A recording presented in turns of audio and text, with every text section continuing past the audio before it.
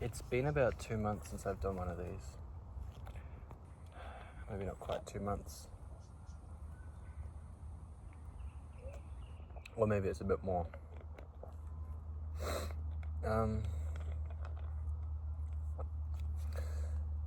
I find myself with these I like get really into doing them, and then I find that I just slow down, and it's just like, and there's no reason to force myself to do it. So that's what I'm gonna not do. I'm not gonna force myself. Now, first things first, I need somewhere comfy to sit. Oh, that's better.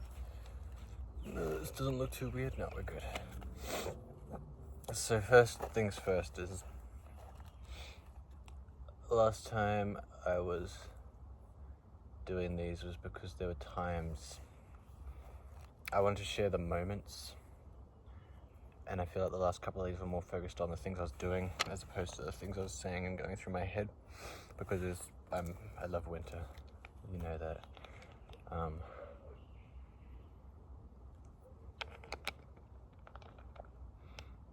It's my favorite time of the year, and went up to the hills, but now winter is gone, and it is my second least favorite, however you would say it. I don't like this season because it's hot. It's starting to get hot. It's starting to get dry. There's no mushrooms. There's no snow. Not even blackberries. However, I found myself recently, I've actually gone out a few times, and because I often have that problem of, in the off seasons, you could say, in autumn and a little bit of winter, you get mushrooms, so I go out looking more just to see what I can find rather than actually foraging for much, but that too. But in winter you get the snow. In the rain and the cool weather, I like to be all snuggled up walking through the forest, but in summer it's just, in summer you can go to the right place, you can pick blackberries, but spring and early summer it's just dead time. So I've decided that I always find walking through the forests, because I don't like following trails, you find little stashes where people have had parties or picnics and dumped a bunch of stuff, or been camping even. I've started bringing a bag out and collecting all the things that people are leaving and then throwing them away properly, so that not just sitting out in the forest, just something to do.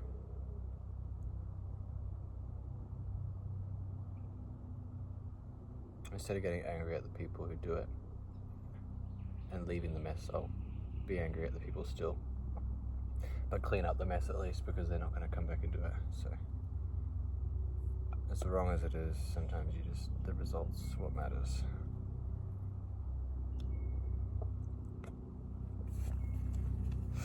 It has been a while, and it's currently spring, and I suffer from, do you mind?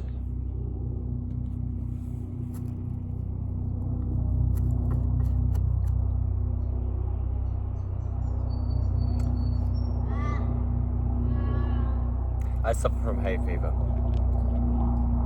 and it's been really, oh shush.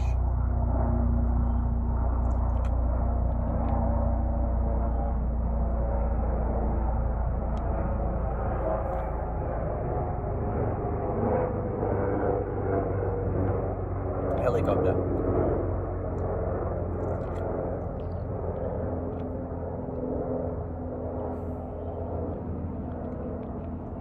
I suffer from hay fever, and it hasn't been as bad as it has been other years, but it's still there. Just the air in spring is very different. But saying that, I've been trying to embrace it with things like I said, like going and picking up rubbish, enjoying the river. I went to the river yesterday actually, and I was going to film this there, but it was just busy, and it was hot, and it just wasn't the right time.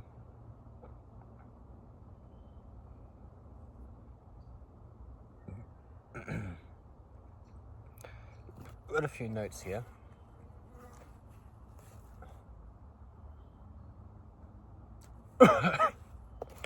So much has happened recently. Not necessarily directly to me, but things about people I care about and things that I'm invested in. For example, the change of season. It's a big thing for me. Autumn and winter are the shit. Are the shit. No, they're not shit. They are the shit. They're my thing. Maybe in 10 years I'll love summer. Maybe this year I'll learn to love summer, but we'll see. But despite hay fever, despite the heat, I've been trying my best to embrace spring. And it's not necessarily by doing any actions, but just the act of accepting that winter's gone, it will come again. And the fact that I made the most of this winter, unlike any other winter. I went to the snow many times. I went walking, I did all those things.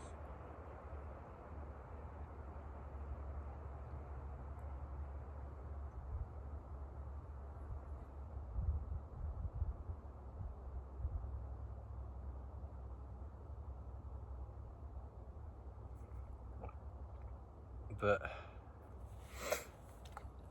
getting into the more deep stuff, not deep, but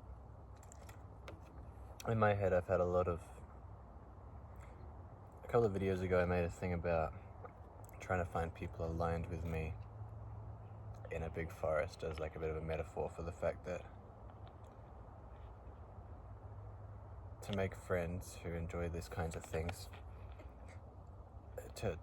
you need to be what you want to attract. Like, I would like to attract people who like to go to the forest and walk around. Therefore, instead of doing other things to find those people, the best thing to do is to find the most genuine versions of those people, is to do those things and then run into them. But when those things are go to forests and walk around, there's geographically, physically a huge amount of space that I could, and a long time that it would take to find those people. And then comes the thing of trying to make friends, but when, and trying to find this balance of when am I settling for too little in a way, in the most positive, open-minded way possible, like understanding that nobody's exactly what you're looking for in the sense of people you're aligned with, but when trying to find those people, if I try too hard, when am I pushing too hard to try and find those things, those people, those, not just people, but interests, just things that I want to learn about myself, versus letting time flow and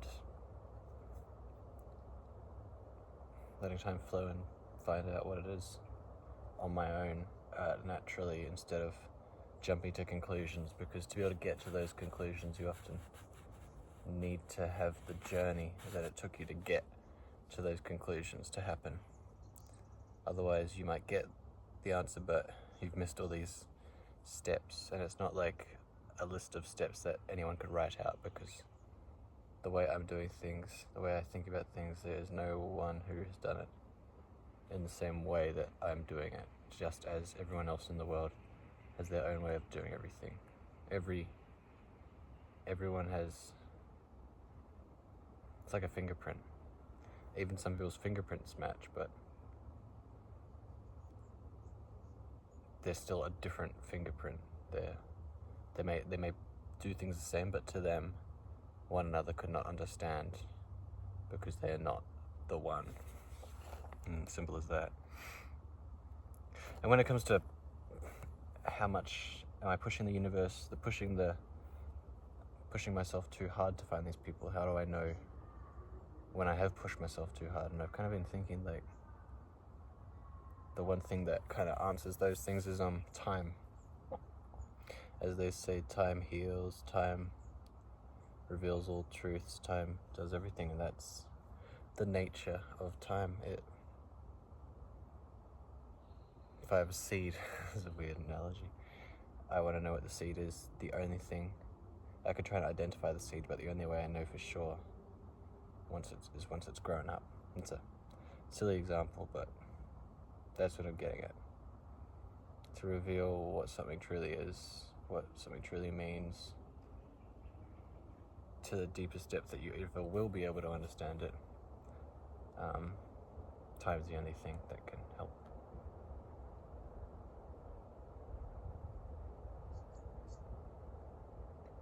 And there's so much, like I just said, as deep as I can understand it.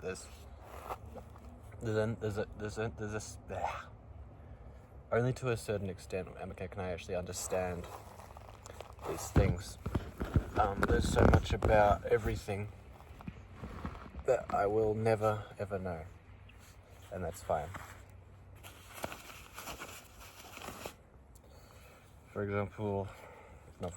A thought I've been having recently is that we know so little about the human body.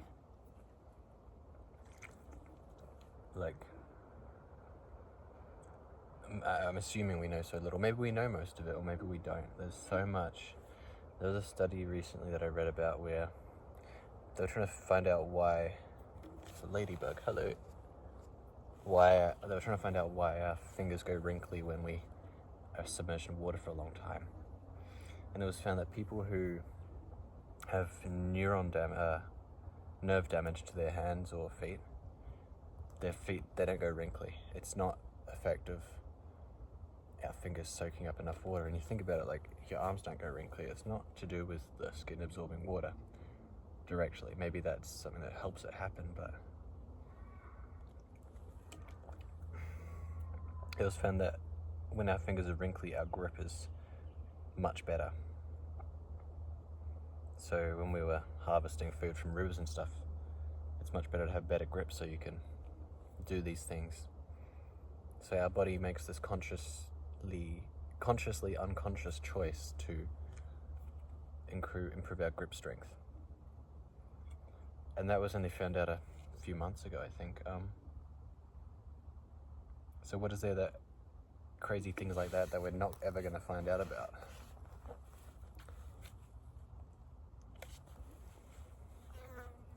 What is there that we can never understand? I always talk about how our universe is called our universe because it contains everything we know and can understand, but if there's so many things that our physics, our physical presence, our existence, the way we live in the world, like, we can't even grasp an idea of how something works. That we don't have the sense organs to be able to detect something happening beyond us. And beyond doesn't mean, yeah, it is beyond us, I guess.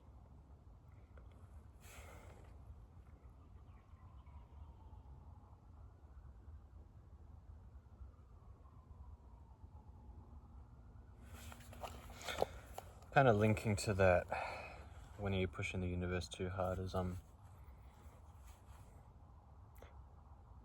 when you see a situation from a third person perspective, you're not directly involved in the situation, but you are there observing it. You're there, you're involved in it in one way, in some way.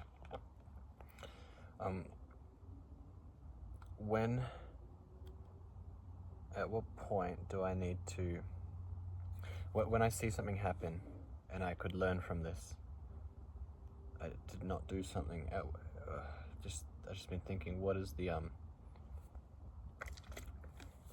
at what point do you need to go, I learned from this, but I need to willingly make this mistake or this misjudgment to be able to go through this step from my first person perspective, to be able to fully learn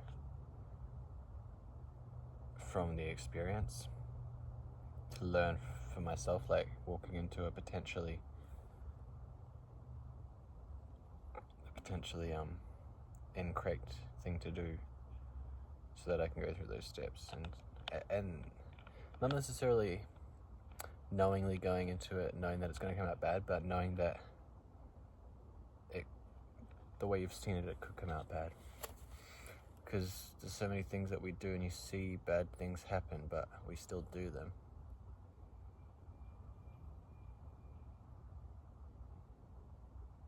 So why should... So remembering to realize that just because somebody else had a bad experience with something doesn't mean that there couldn't be a positive outcome if it went another way.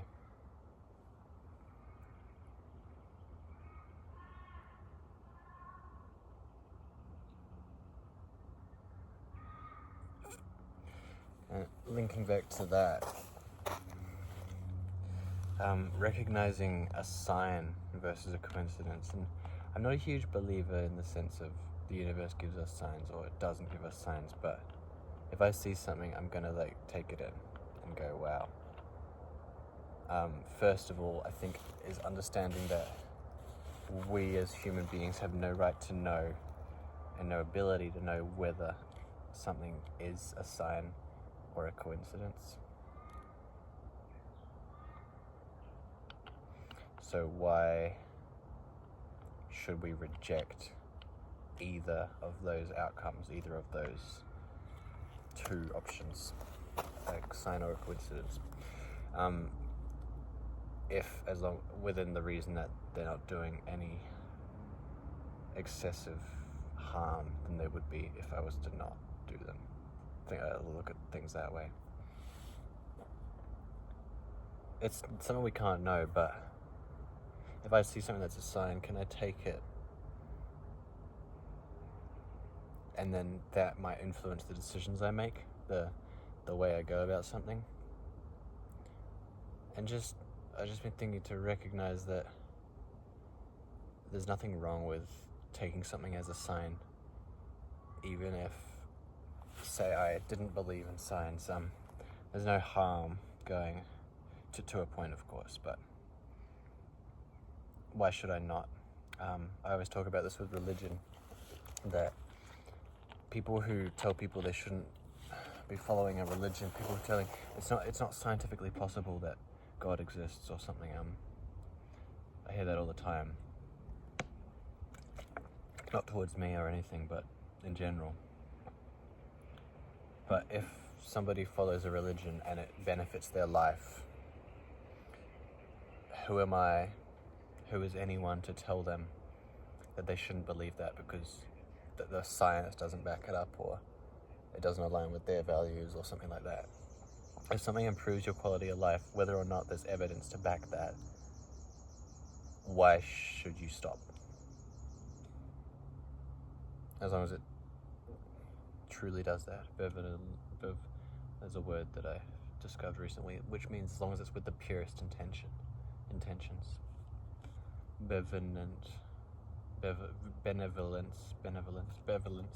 Benevolent, I think.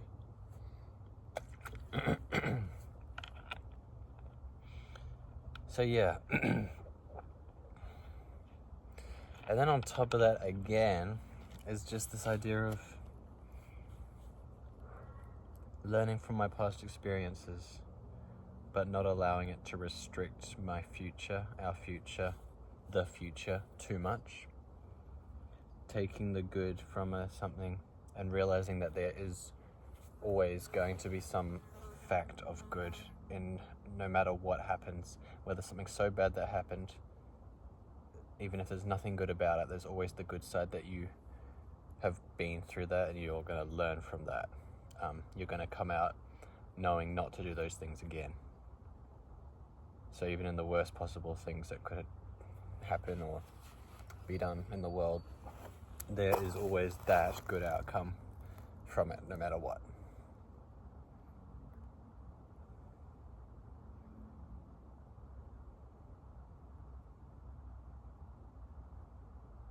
So that's kind of been the thoughts this week, this month, just in the last couple of weeks, really. And overall, I'd just say it's remembering that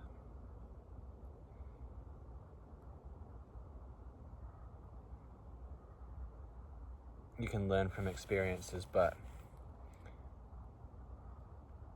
you need to realize that there's good in all experiences. So take the good and don't leave the bad, but learn from the bad. And potentially you may see signs of the bad, things that remind you of the bad, but maybe you will realize that these good things are doing nothing but reminding you of the bad. So you need to learn to guide your mind away from those bad things when the good things come up about something. Otherwise, you will never get the benefits of the good things that came from a situation, anything.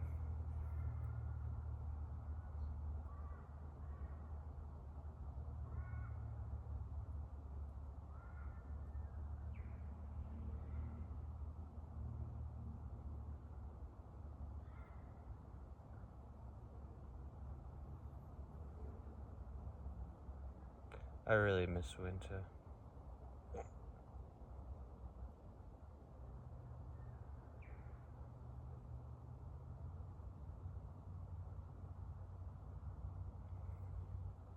In terms of me, recently I've been thinking about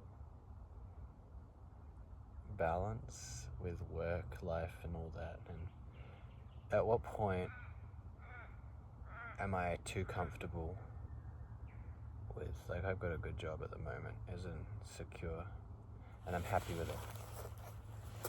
But am I too comfortable? Not that I'm considering anything anytime soon, but at what point would I be, what opportunity would I be willing to drop this security, this comfort and knowledge for? And just trying to, like, keep in mind that if something did come up, remembering that being comfortable is an outcome, not an outcome, but a mindset almost. And if I'm not comfortable immediately, that might be beneficial for my self-development and growth and all those things.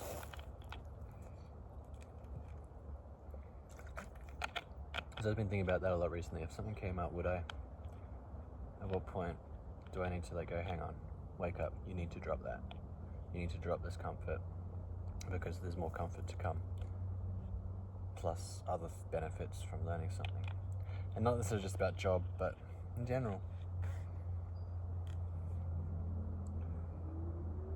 Is this current comfort going to lead to more discomfort than in the future than a little bit of comfort, a little bit of discomfort now would lead to? As in, it would lead to more comfort than I would have if I stayed where I was in any sense, whether it's work or geographically even.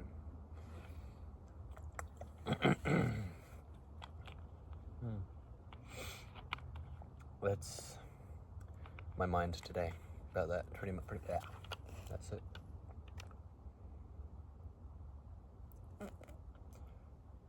See how long until I have more thoughts, but I'm really keen on something I'm really looking forward to is a rainy day, and I'd really love to make some pizza by the river on a rainy day. So maybe I'll take some video there. But that's my next thing to look forward to. But trying to, like, thinking a lot about how so many experiences are small. People always go, oh, the big thing in my life is I want to go to Disneyland. It's like, or some other big crazy expensive thing. And it's like, do you want to go there, or do you just want to go there because other people, you see other people going there saying they had such a good time, but the only reason they went is because they saw other people and they wanted to be like them? And do I want it, or do I just want other people to see that I have it? In a way. And I've just been trying to like think about that and go, the small experiences that cost nothing, that sometimes are just on my own, are like some of the best ones. Like going to the forest, that arboretum in the hills a couple months ago, and it started snowing. That was just amazing. And I'm going to remember that a lot better than some of the big exciting things I've done in my life, because it was me, it was real, it was unexpected in the sense that I didn't expect it to be I wasn't planning for it to be such a memorable thing.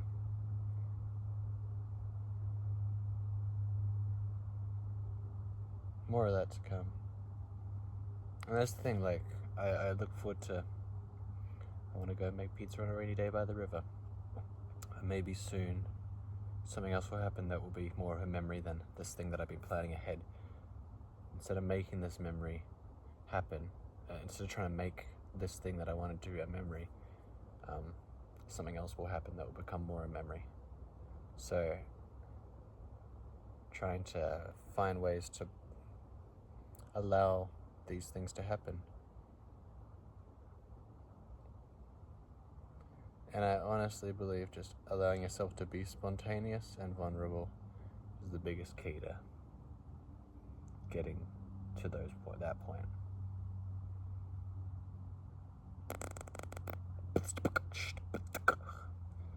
Yay! Okay, I think that's it. One more sip of water. One more quick look at my notes. But that's about all that's been on my mind.